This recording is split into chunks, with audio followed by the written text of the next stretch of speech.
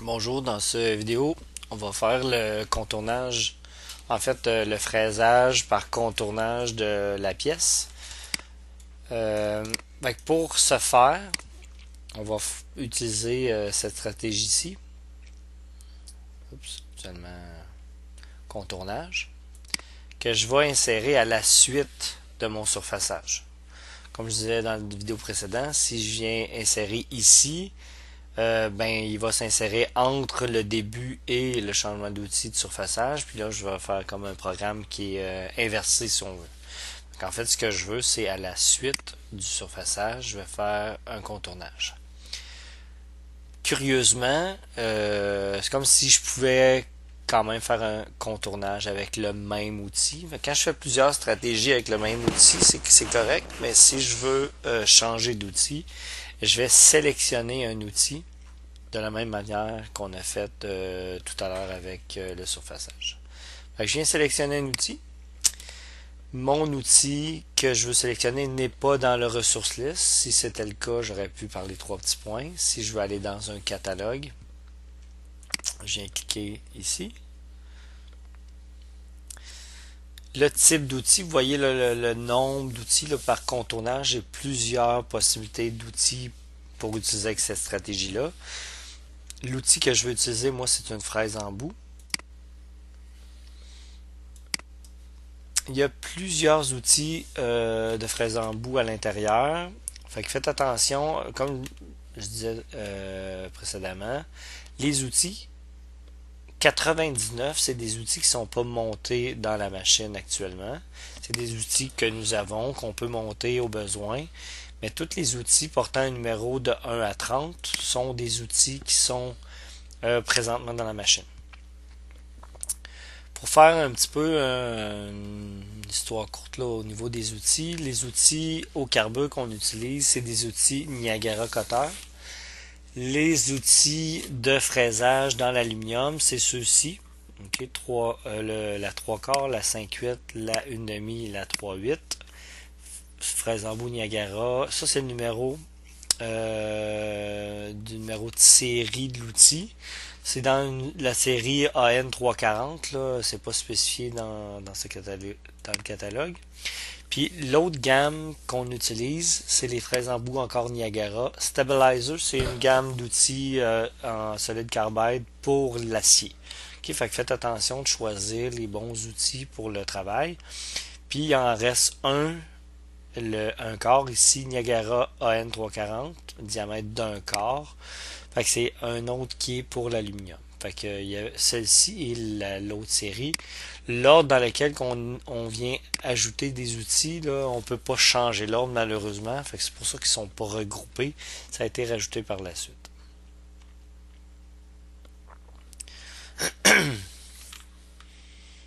Vous voyez ici, il y a une erreur. Là. En fait, je devrais pas avoir l'outil numéro 22 ici parce que c'est le même que celui-là. Qu'on verra à corriger ici. Alors, l'outil que je veux utiliser, on avait déterminé qu'on utiliserait une fraise en bout de 3 quarts de pouce parce qu'à l'extérieur de la pièce, je suis pas limité en diamètre. Il y a rien, il y a aucune contrainte qui m'empêche d'utiliser peu importe l'outil. Fait qu'on va prendre l'outil le plus costaud pour faire le travail. Je viens sélectionner mes géométries. Fait que le dessus, fait que comme tout à l'heure, ce qui est obligatoire, c'est ce qui est en rouge. Puis ce qui est facultatif, mais qui est quand même intéressant. Parce qu'en fait, ici, le nombre de passes va partir ça dépend du type de sélection. Mais quand je sélectionne le haut et le bas, après ça, on peut avoir plus d'options pour déterminer la profondeur de passe pour chacune des passes. Fait que je vais choisir le haut. Je vais choisir le fond qui est ici. Puis là, vous voyez, il y a une sélection automatique qui s'est faite, qui n'est pas nécessairement la bonne, parce que présentement, la sélection automatique, c'est cette ligne-là ici qui fait le tour. Fait que c'est pas ça que je veux. Je vais effacer le contour et venir sélectionner mon contour. Fait que vous voyez, là, ici, il y a une flèche. Si j'appuie sur propagation sur une ceinture d'arête, des fois, puis ben, je dirais même souvent, voyez là, mon contour est fermé, il a fait le tour de façon automatique de la sélection. Sinon, je peux sélectionner ligne par ligne, puis je peux arriver au même résultat. Okay. Fait que j'ai toutes mes sélections. Ici, ça me permet de déterminer un début et une fin. Là, on va voir en fait ce qu'on peut faire avec ça. Fait que ici, habituellement, quand je travaille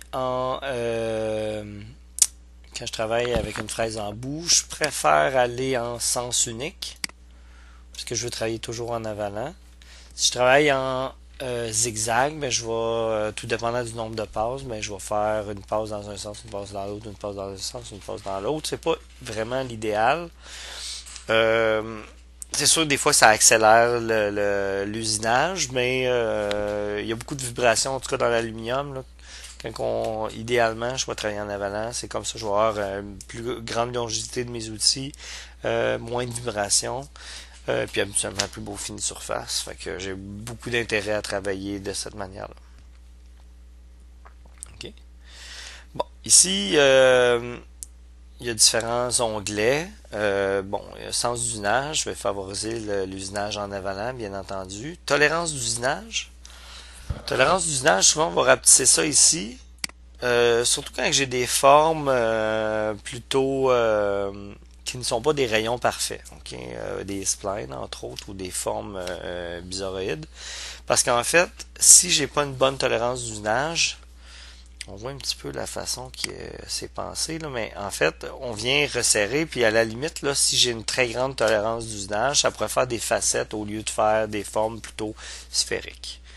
Par contre, étant donné qu'on génère du code avec ces stratégies-là, ben si j'ai un rayon je fais un parcours d'outils qui a un rayon, ben elle va générer un G2 ou un G3, un déplacement circulaire avec un R.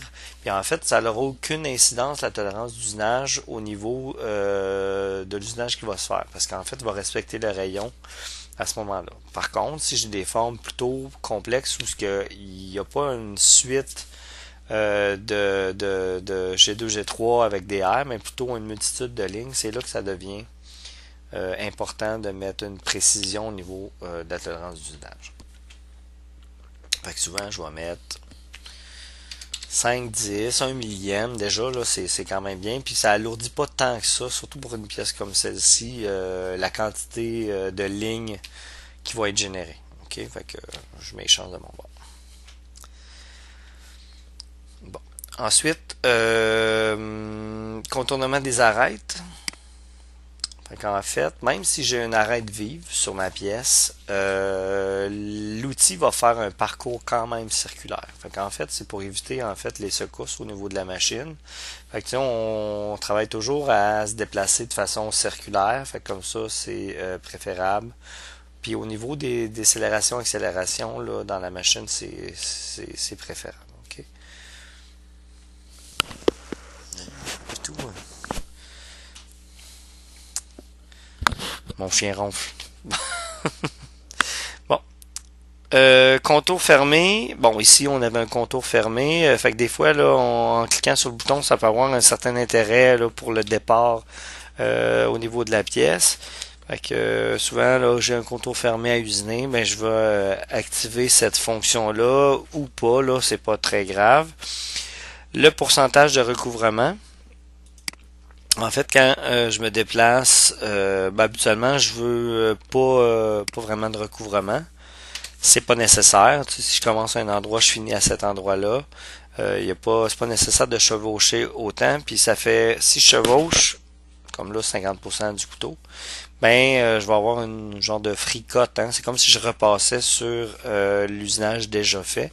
Puis ça pourrait faire une marque d'outil. Habituellement, on évite de faire ça.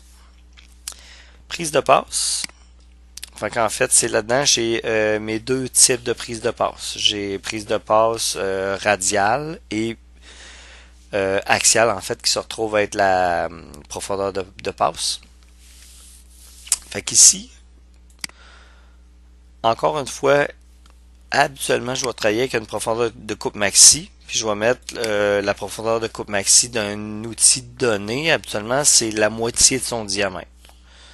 Ok, fait qu'ici, j'avais 750 de diamètre, 0.375 serait la profondeur de coupe maxi dans certaines situations. Ok, je vous explique rapidement. Là. Fait qu'en fait, si je vais juste unir la distance, ça c'était axial en Z, puis radial, ici, ça serait de côté. Bon, si je mets 0.375, parce qu'habituellement, si j'enlève beaucoup de matière, je vais enlever autant en hauteur qu'en largeur. Fait que je vais enlever un volume là, de 375 par 375 sur une certaine longueur. Puis ça, c'est à peu près, en fait, quand on regarde les performances des outils, là, c'est ce que les fabricants d'outils vont nous donner, en fait. Si je travaille moitié couteau, ils vont me donner une vitesse de rotation et d'avance, puis ça fonctionne. Je pourrais modifier ces vitesses de rotation et d'avance-là dans d'autres situations. Fait que quand je fais du side milling, j'enlève, disons, moins de matière de façon radiale, ben, je pourrais augmenter la quantité de matière axiale. Okay? Parce qu'en fait, je peux enlever un certain... d'une certaine manière, je peux enlever une certaine quantité de matière totale. Okay? Fait que dans notre situation, on voit qu'on enlève très peu de matière sur le pourtour. Je pourrais modifier ça. Comme je vous dis, idéalement, je pars avec ça. Puis quand je veux optimiser, par la suite, je vais optimiser. Fait que, sachant que en fait, je suis très loin du demi-couteau radialement, je pourrais probablement me permettre de faire des passes beaucoup plus grandes de façon axiale. Ok, mais je vais le laisser de même pour tout de suite, puis pour vous montrer en même temps là, comment ça fonctionne. Ok, fait que si je fais ça, fait qu'on voit là, bon, j'ai pas géré mes macros là, c'est pour ça qu'il y a du jaune. Je vous disais que j'évite d'avoir du jaune ou du bleu, mais on voit un petit peu là mes passes. Ok, fait que ma première passe. Là, vous voyez là, si je fais clic, clic, clic, c'est un petit peu fatigant pour vous qui écoutez. Je peux utiliser F7 pour faire le défilement. Oups.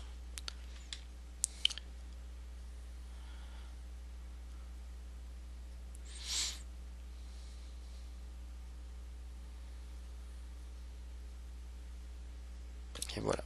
Fait qu'on voit un petit peu les différentes passes. Bon. Ok. Fait qu'ici, vous voyez, je voulais vous montrer en même temps. Là. Je vais déterminer aussi de quelle façon je vais faire ma finition. Parce qu'en fait, quand je fais une finition, souvent quand j'ai moins là, je peux pas le faire parce que vous voyez ici, mon outil, la partie qui est coupante, qui est en orange, n'est pas suffisamment longue pour faire une seule passe de finition. Ok, fait que il va falloir que je triche un petit peu. Ou que je limite le nombre de... Bon, que je le fasse en plusieurs passes. Okay. Fait, au niveau de ma finition, la façon que les différentes passes que j'ai finition en flanc au dernier niveau. En fait, ça c'est... Donc je mets une passe de finition, prise de passe en flanc, disons une vingtaine de millièmes. Si je fais ça, il va faire une passe de finition juste à la toute fin. Fait que là, c'est comme s'il avait décalé de 20 millièmes mes 3 passes d'ébauche. Puis ma dernière passe de finition se fait égale à la paroi. Mais je peux pas vraiment utiliser cette technique-là parce qu'en fait, il y aurait une section qui serait non usinée. Ensuite, je peux faire une passe à chaque niveau. Fait à chacun des niveaux, fait que j'ai 3 niveaux, il va faire 3 passes de finition. Dans ce cas-ci, disons que c'est pas très pertinent, parce qu'en fait, quand tu fais une passe de finition, tu enlèves très peu de matière. Fait que ici, moi j'aurais comme fait ça en 2 passes de finition. Okay? Fait que j'ai pas le choix du nombre de passes de finition axiale, malheureusement. Ce serait peut-être une option qui pourrait être proposée par Dassault. Mais j'ai pas ça. Okay? Sinon, Ce que je pourrais faire, je pourrais changer le nombre de niveaux ici, mettre 2 niveaux. Revenir ici, finition en flanc à chaque niveau de 20 millièmes. Puis là, j'aurais 2 niveaux d'ébauche et 2 niveaux de finition. Puis là, ben, j'aurais quand même quelque chose d'intéressant. Fait que, tu sais, supposant que, en fait, il n'y a pas vraiment de problème au niveau de la quantité de matière radiale ici, je vais pouvoir me permettre de faire 2 passes d'ébauche et 2 passes de finition. Puis, ça fonctionne super bien. L'autre façon de faire, c'est de faire l'ébauche avec une stratégie et la finition avec une autre stratégie. Ça, c'est quelque chose qui est relativement intéressant. Pour ce faire, mais je vais faire dans une première stratégie, je vais laisser une surépaisseur sur le contour. Fait que dans le fond, je fais pas de finition, je fais uniquement un contournage en 3 niveaux. Ensuite, je fais une nouvelle stratégie de finition. Fait qu'en fait, je vais utiliser le même parcours, la même stratégie, je peux la copier même, puis enlever la surépaisseur, puis faire en 2 passes la finition. Fait qu'en fait, là, il y a plusieurs façons de faire qui s'offrent pour réaliser le contournage. Okay. Maintenant, ça c'est fait. Ça.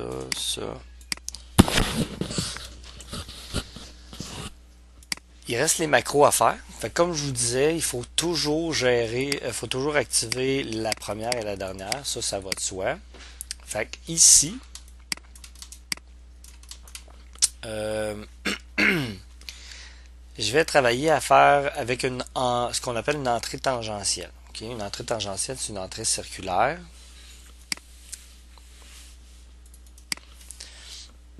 Le diamètre de l'entrée tangentielle va dépendre souvent de l'outil ou de la façon qu'on veut se décaler. Faire attention, là, en théorie, probablement vous allez parler de rayons d'entrée tangentielle, puis dans ce cas-ci particulièrement, vous, étant donné que vous allez calculer des coordonnées par rapport au centre de l'outil, c'est pas pareil, ok? Fait qu'il faut faire la distinction. Fait qu'ici, en fait, c'est ce qui va faire en sorte que je vais m'éloigner ou plus ou moins de la pièce à usiner. Okay? Fait que si j'ai pas besoin d'être très loin, parce que j'enlève pas beaucoup de matière, je suis pas obligé de faire des très grands dégagements. Je vais essayer 250, je vais voir par la suite. Vitesse d'usinage, parce que je veux rentrer en usinage, en vitesse d'usinage sur ma pièce. Ensuite, je vais transiter par le plan de 100 millièmes. Puis là, ici, là, bon, il y a différentes écoles de pensée, là, mais c'est sûr que je pourrais descendre de façon en usinage. Mais dites-vous, là, je suis déjà décalé par rapport à la pièce. OK? Fait que moi, je suis bien à l'aise à travailler en rapide jusqu'à mon niveau d'usinage. Je vais sélectionner mon plan de 100 millièmes. Puis ensuite, je vais... Là, je suis au début, là.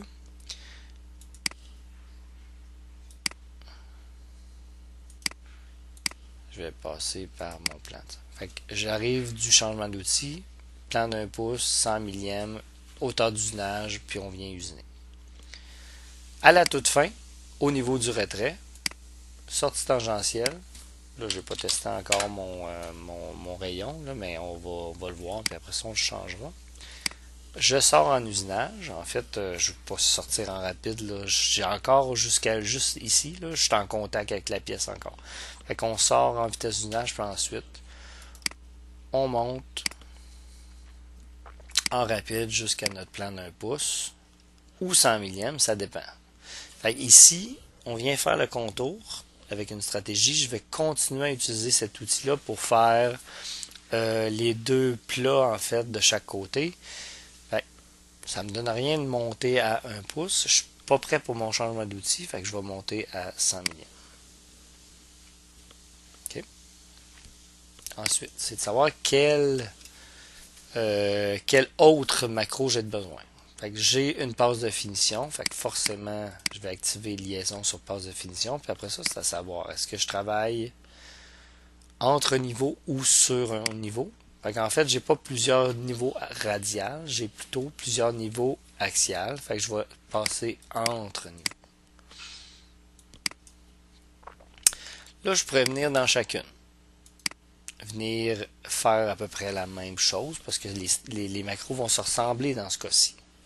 OK? Puis les faire pour chacune. Fait que ça fait 1, 2, 3, 4 autres macros à aller bâtir. Ce que je trouve intéressant, c'est que au niveau de l'approche globale, je peux copier sur les autres types de liaisons. OK? Fait en fait, souvent, ce qu'on fait, c'est qu'on bâtit comme on veut l'avoir sur la liaison entre niveaux ou sur passe de finition. Puis ensuite, on les copie, puis on rajoute ce qui est différent. En fait, moi, ce qui est différent entre ce que je veux sur mes liaisons, c'est en fait, je ne veux pas transiter à chaque fois sur mon plan de 1 pouce. Ce que je fais habituellement, le sachant, puis avec l'expérience, on se trouve des petits trucs. Tout à l'heure, ce que j'aurais dû faire, c'est faire juste ce plan de 100 millième là, faire une copie. Là, si je viens sur mes liaisons, là, c'est au niveau de l'approche. Vous voyez ici, elle est déjà remplie. Si je viens ici au niveau de cette autre approche-là, c'est rempli aussi. Là, c'est comme en genre de brun, c'est parce qu'en fait, il faut que je le simule pour valider, mais sinon, c'est correct. Fait que souvent, qu'est-ce qu'on fait, c'est que je fais jusqu'à mon plan de 100, je copie partout, puis ensuite, je viens ajouter mon plan d'1 pouce. Voyons, rapide. Voilà. Ici, habituellement, je serais allé à mon plan de 1 pouce si j'avais terminé avec cette stratégie, avec cet outil. Là, c'est pas le cas, fait que c'est parfait. Fait que, je viens monter jusqu'à 100 millième. C'est ce que je veux sur mes autres liaisons. On vient copier tout ça, puis là, on vient voir ce qui se passe. Liaison retrait. Fait que vous voyez ici, là, tout est déjà tout bâti de façon beaucoup plus rapide. On peut simuler, voir si ça a du bon sens. Ici, c'est important de voir notre approche. Là, je pourrais même mettre mon brut en contexte. Puis voir si je suis suffisamment loin. C'est pas super facile à... Oups. Ok, je reviens.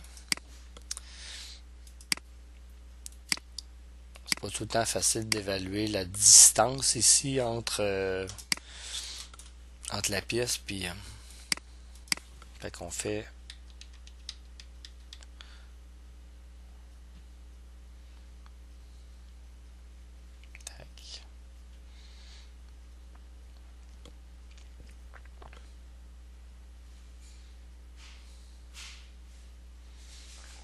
Puis il vient faire une finition à chaque niveau. Il y a quand même cette option-là. Là, je peux... vous voyez ici, prise de passe radiale d'abord. Fait qu'il a fait les deux mêmes niveaux avant. Si je fais axial d'abord, vous allez voir la subtilité ici. Fait que là, il va faire mon premier niveau de Z, ébauche. Il va faire mon deuxième niveau de Z, ébauche. Puis ensuite, il va faire mes deux finitions. Fait que ça dépend toujours comment qu'on veut. C'est pas mauvais les deux. Des fois, on veut travailler sur un même niveau avant de passer à un niveau suivant. Là. Fait que ça dépend toujours de ce qu'on veut. Dans ce cas-ci, je préfère cette approche-là. Cette serait la façon de venir faire la finition, les deux finitions à la toute fin. Mais ça donnera sensiblement le même résultat. OK. Bon. Là, ici, on vient faire une entrée tangentielle ici. L'entrée tangentielle a pour avantage de... Bon, en tout cas, ça fait un minimum de marques. Par contre, ça n'en fait quand même. Fait idéalement, je viendrais... ça, c'est une façon de faire qui est hyper efficace. En fait, on va faire notre entrée tangentielle sur quelque chose de circulaire. Fait que, tu sais, j'ai une forme circulaire. Si je rentre ici, mais on verra pas la marque parce qu'en fait, il y a une transition au niveau de l'usinage dû à ce rayon-là. Fait que tout à l'heure, j'ai montré, on pouvait utiliser un point de départ, si on veut, en déterminant. Par contre, ici, je veux pas être intérieur ni extérieur, mais sur. Et je viens sélectionner où est-ce que je veux commencer. Si je simule ça, vous voyez, mon point de départ, maintenant, il est rendu ici. Fait qu'il ne se fera pas vraiment de marque, ou du moins, là, je vais arriver sur le coin, puis ça va se fondre avec le reste. Si je me mettais sur une grande surface plane, c'est sûr qu'on verrait l'entrée, là, malgré que c'est minime, là. Tu sais, souvent, après ça, on fait un traitement de surface sur ces pièces-là, on vient mettre un primer, peinture, ou autre type de revêtement. Puis d'une certaine manière, ça paraît plus. Mais quand même, ça évite en fait les tool marks en faisant ça. Puis après ça, ben, il resterait à faire bon, les deux surfaces ici là, avec différentes autres stratégies.